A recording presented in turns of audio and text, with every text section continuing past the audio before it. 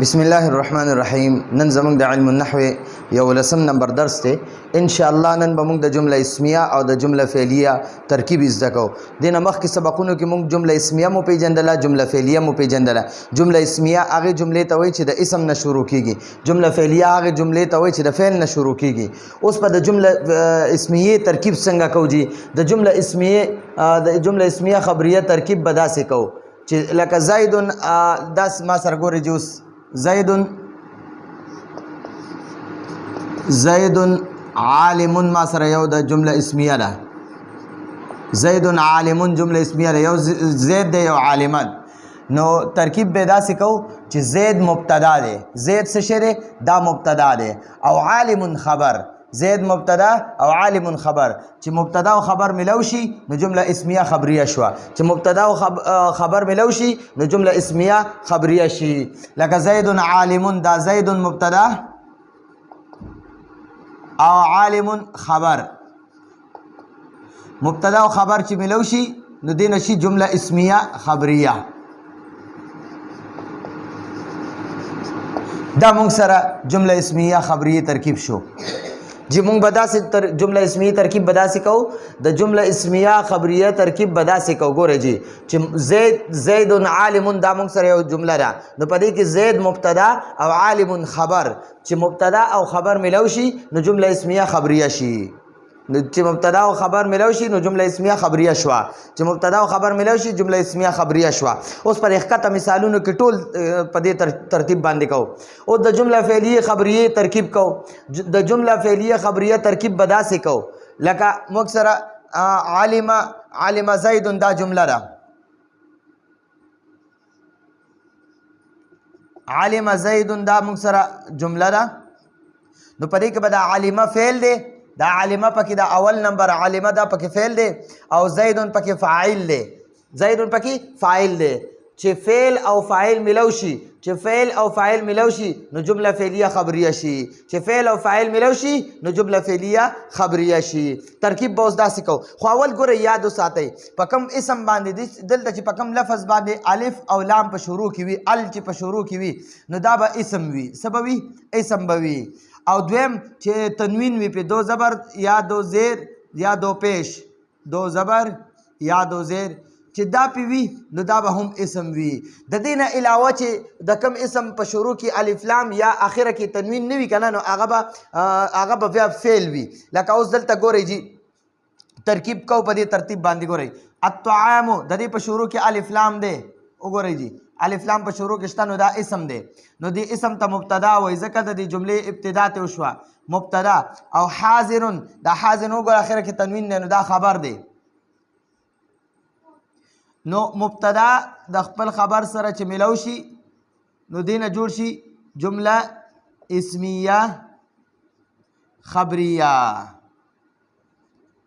دا مونږه د جمله اسمی خبری ترکیب وکړو.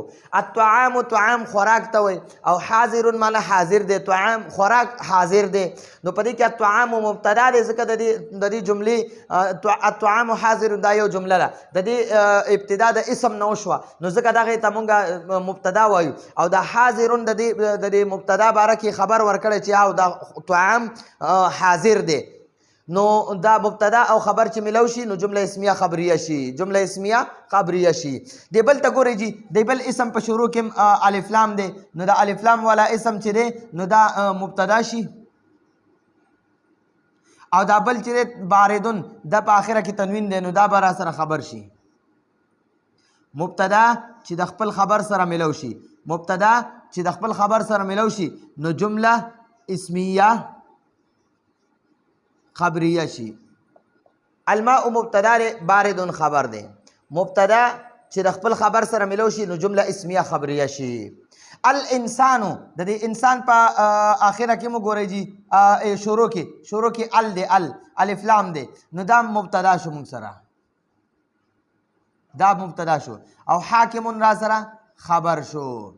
مبتدا چې د خپل خبر سره ملو شي نو جمله اسمیه خبریه شي.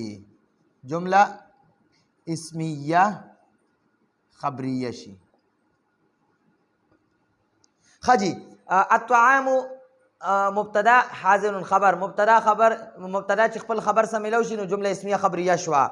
الطعام حاضر معنی دا خوراک حاضر دی. الماء بارد الماء دا اوبو ته وایي او مبتدا ده او باردون دا یخ ته وایي یخې نو دا یخ خبر شو نو اوبه یخې دي نو دا دواړه پوره یو جمله شوه. الماء مبتدا او باردون خبر مبتدا چې د خپل خبر سره ملو شي جمله اسمیه خبریه شوه. الانسان انسان ته وایي. حاکم حاکم بادشاه دی. الانسان حاکم نو الانسان مبتدا حاکم خبر انسان حاکم دی انسان مبتدا او حاکم خبر مبتدا چې د خپل خبر سره ملو شي جمله اسمیه خبریه شوه. اوس وګورئ جی په دې جلسه کې وګورئ جلسه کې نه په دې جلسه شروع کې الف لام شته او نه په آخره کې تنوین شته نو دا موږ سره فعل شو.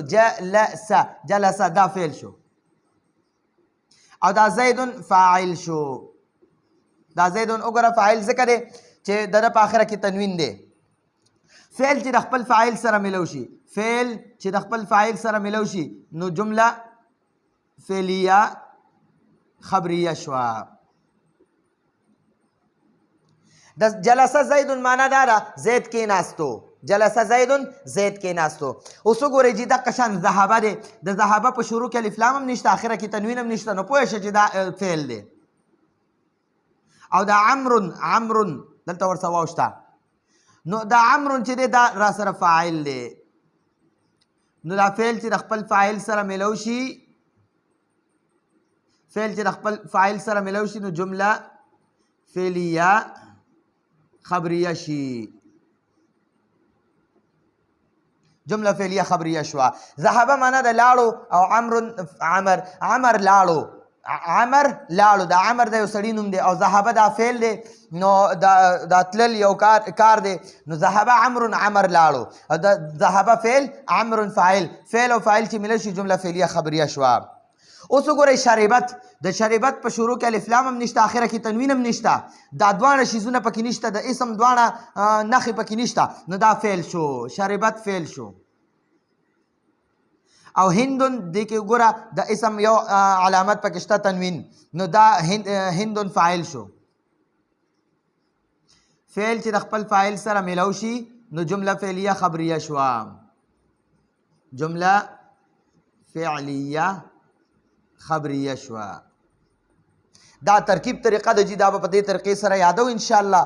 دا ترکیب هم چې زده کو د قرآن حدیث فقه دا ټول کتابونه به په دې باندې ښکلې طریقې سره حل کولی شئ او 100% صحیح ترجمه به کولی شئ.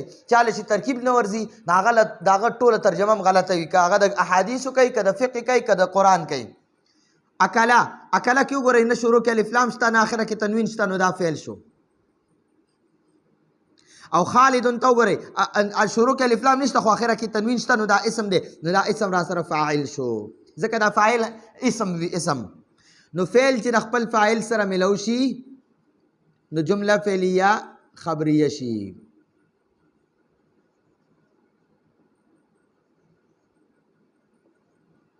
ٹھیک شو جی.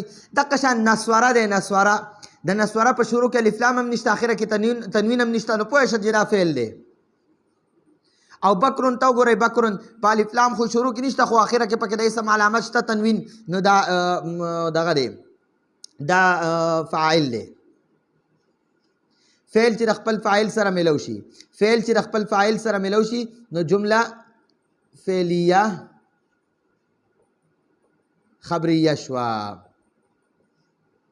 خجی اکل معنا را اکل خوړلو ته وایي. اکل خالد خوراک وکړو خالد وخوړه نو دا اکل فعل خالد فاعل دا خوراک دی فاعل کړی دی نو دته ځکه فاعل وایي نو دا اکل فعل او خالد فاعل او فاعل چې ملو شي نو جمله فعلیه خبریه شوه. نسواره معنا را مدد کول او بکرون دا فاعل دی یعنی مطلب دا دی چې د بکر مدد وکړو نو د بکر دا نسواره چې دا فعل دی بکرون فاعل چې د خپل فاعل سره ملو شي جمله فعلیه خبریه شي.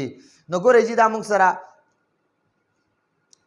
دا مونږ سره د نن ورځې درس و په دې کې مونږه د جمله اسمیه او د جمله فعلیه د ترکیب طریقه زده کړه د جمله اسمیه اول حصې ته مبتدا وایي دویم حصې ته خبر وایي مبتدا او خبر چې ملو شي جمله اسمیه خبریه شي بیا د جمله فعلیه اول حصې ته فعل وایي دویم حصې ته فاعل وایي فعل او فاعل چې یو بل سره ملو شي نو جمله فعلیه خبریه شي نو ګورئ دې کې دا اول درې کما جملې چې دي الطعام حاضر یو جمله ده الماء بارد دویمه جمله ده الانسان حاکم درې جملې شوې نو دا درې را سره جمله اسمیه جملې دي او دې نه پس چې څونه دي دا ټولې را سره جمله فعلیه دي جلس زیدون جمله فعلیه ده او ذهب عمرو جمله فعلیه ده شربت هندون جمله فعلیه ده اکل خالدون جمله فعلیه ده نصر بکر دا جمله فعلیه ده نو درې را سره جمله فعلیه شوې دا جمله اسمیه شوې او پنځه را سره دا جمله فعلیه شوې نو ګورئ دا ترکیب په دې طریقې سره زده کړو ان شاء الله العزیز مخکې سبقونو کې به موږ لا ډېره فایده راکوي نو دا زموږ د نن ورځې درس و راتلونکي درس پورې اجازت غواړو هذا هو المرام والله اعلم بحقیقت الکلام